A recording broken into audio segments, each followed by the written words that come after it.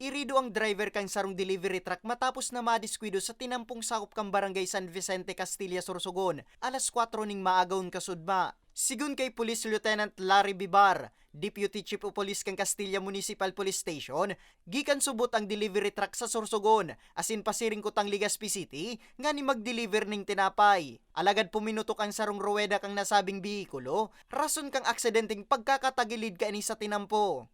Yung delivery truck po yung sakay po niya, mga karga po niya, yung gardenia, yung sliced bread. Galing po siya ng Sorsogon, papunta pa siring po siya sa kanan, direksyon niya, Legazpi. So, yung kanya, yung gulong, bali sumabog po, kaya medyo din niya na-control yung manibela, tapos nag-overturn po siya o tumagilid. So, luckily po, wala naman po na yan, nadamay na iba.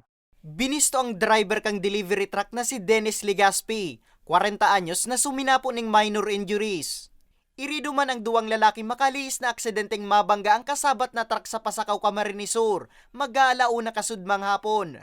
Sa impormasyon, mantang pigbabaybay kang driver kang motorsiklo ang pakurbadang porsyon kang nasabing tinampo. Naokupar ka na ang ibong na linya, rason nga ni mabangga kay ni ang kasabat na truck. Sa kusog kang pakakabangga, nakalasik ang duwang lunad kang motorsiklo na tulos man napigdara sa ospital para sa atensyon medikal. Sigun sa otoridad, namamarong ning alak ang mga lugadan kan mangyari ang aksidente. Pagabot po dyan sa may parting kurbada, sa harap po kang simbahan, naggawa po ini ng collision naman po sa opposite na direksyon na sarupong motor. So nabanggan po niyang unit na porsyon ng truck. Nagkausap po ni kang pagka-injured po kang driver po kang motorsiklo, kasi kang backrider po. Nabangga niya ni si truck.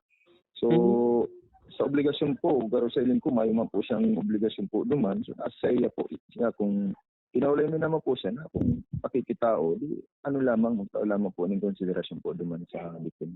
Sa presente, nagpaparayray na ang mga irido sa ospital. Paurutrong pagirumdum kang otoridad urog na sa mga motorista. Ibitara ng pagmaneho na nasa impluensya ning alak. Nga ni makaibitar sa diskwido, asin dain na makapirwisyo. Para sa mga istoryang tatak Bicol, Nomer Corporal.